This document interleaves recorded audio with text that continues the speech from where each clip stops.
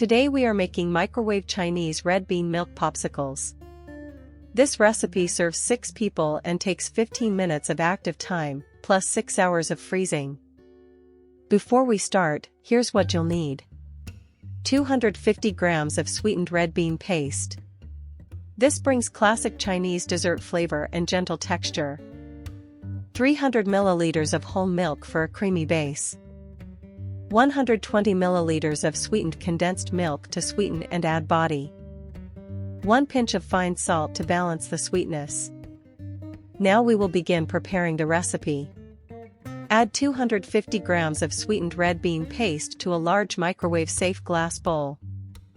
Add 300 milliliters of whole milk, 120 milliliters of sweetened condensed milk, and 1 pinch of fine salt.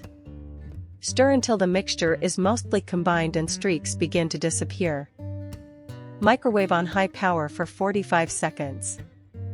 Stir thoroughly, scraping the sides and bottom of the bowl so the red bean paste loosens and blends evenly. Microwave again on high for 45 seconds, then stir until the mixture is smooth and just slightly warm.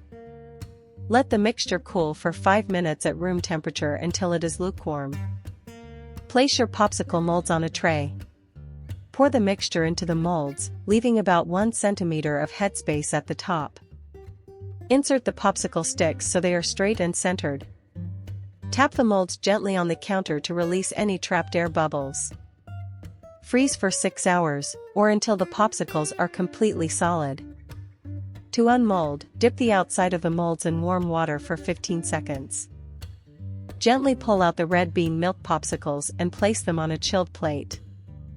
Serve right away, or store the popsicles in a sealed bag in the freezer for up to 2 weeks. Now enjoy this incredible recipe with your friends and family. Thanks for watching.